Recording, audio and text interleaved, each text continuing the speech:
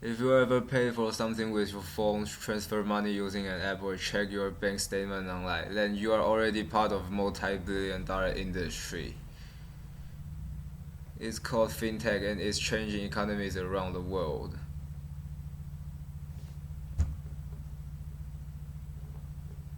Fintech is short for financial technology. Seems simple, right? Well, the term fintech includes a huge range of products, technologies, and business models that are changing the financial services industry. It refers to everything from cashless payment to crowdfunding platform to robo-advisors to virtual currencies. So every time you donate to someone's Kickstarter campaign, that's fintech. Or if you transfer money to someone using Venmo, that's also fintech. And that's just the beginning. Here at a major fintech conference in Amsterdam, hundreds of companies are trying to disrupt the banking and finance industries by changing the way we pay and borrow money. And investors are buying it. Global investment in the fintech sector had added up to nearly $100 billion since 2010. In 2017, alone fintech investment surged 18%. Startups focusing on payment and lending technologies receive the majority of those funds. It's not just startups that are getting into fintech. Some of the world's biggest companies from Apple to Alibaba are going big on it too. Just think of Apple Pay or Alipay.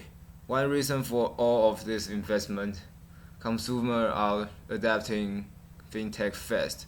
One out of every 3 people across 20 major economies report using at least 2 fintech services in the last 6 months. China and India are leading the way with more than half of consumers using services like money transfers, financial planning, borrowing, and insurance. Financial technology has filled a void for people around the world who don't have access to traditional banking services. In fact, it's estimated nearly 2 billion people worldwide are without bank accounts. Now, thanks to fintech, all you need is your phone to take out a loan or insurance. Take Kenya, which pioneered a mobile banking system called M-Pesa. Kenyans access their M-Pesa account directly on their mobile phone to transfer money, pay bills, or take out loans. Kenya's today an estimated 96% of households in Kenya use M-Pesa. And one study found it has helped lift roughly 2% of Kenyan households out of extreme poverty. The rise of fintech has forced traditional lenders, insurers, and asset managers to embrace new digital technologies. For example, wealth managers now have to compete with robo-advisors, which are automated financial planning services. Talk about rise of the robot, right?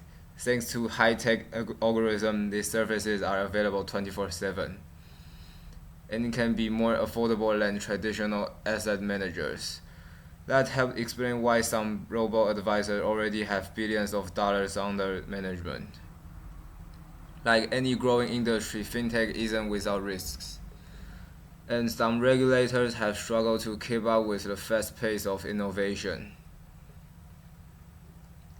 Think of peer-to-peer lending platforms, where individuals borrow and lend without going through a bank. Compared to traditional banks, these services might not be required to set aside as much money in case customers default on their loans. This can be risky for companies and consumers. Data privacy is another major concern.